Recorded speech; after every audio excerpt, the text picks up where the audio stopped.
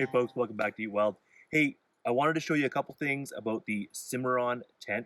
This is a Seek Outside tent, and it's becoming one of my favorite tents for this type of hunt. Now we're elk hunting, we're pack rafting, so we've got room for a little bit of extra weight, not a ton of weight. So this is a nice light package. It comes about 7 pounds with the stove as well as with the liner.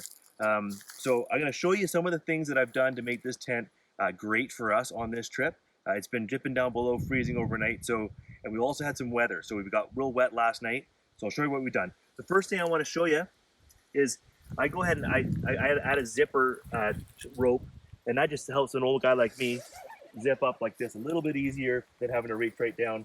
It's really important to try and keep your zippers from hanging around in the mud, so I always tie my door up every time I come and go out of here. I've also got a string for the inside and the outside for my zipper. It's important to try to use the inside zipper because you don't want to pull the toggle across the zipper when you're pulling up. Okay. The other thing is you'll notice that these are not long enough to make it down to the stove and burn. Okay.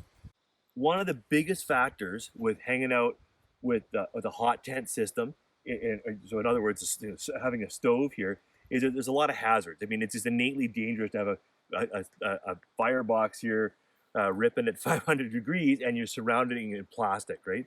So there's a few precautions that we've taken to avoid having another disaster, and we had a couple now over the years of using these types of tents. Some things that have happened, like we've had a stovepipe pop off in a windstorm and land on a sleeping bag, no good. We've had a thermarest shift over and touch the stove box, not good either, end of thermarest. And also just having like dogs and other things bumping into the stove, not good.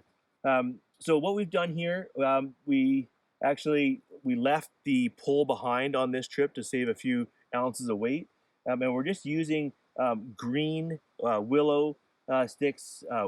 Green These green sticks will actually are much more, they're wetter, so they're likely not going to be as susceptible to burning or getting hot. So that when they get close to the stovepipe, they probably won't burn, and you can always smell them if they start to burn. Then you should cool your stove down. But what I've done here is I've done you can use this tent with a single pole, and that's how it was designed to be set up. But we've used 3 poles here, and the reason for that, you can see it not only adds the stability to the tent, but I've got my thermarest here on my slippery ground sheet, and my thermarest over at night won't slide against over here and potentially burn up. It's also just comfortable to just have that physical barrier.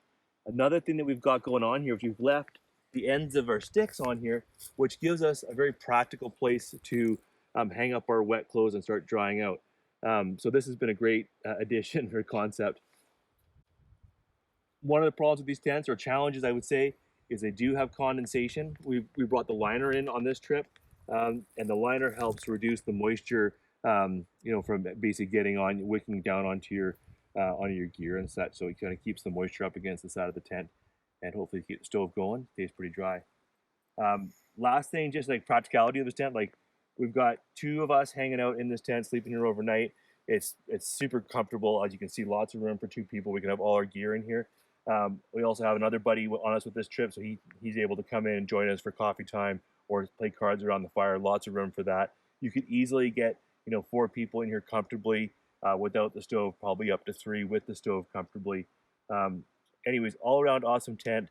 They do super well in the wind because of the teepee design. Yeah, and super light, so you can't really beat it for an ultralight hot tent for conditions like this. Right on. Well, I hope this is helpful, and we'll see you next time at Eat Well.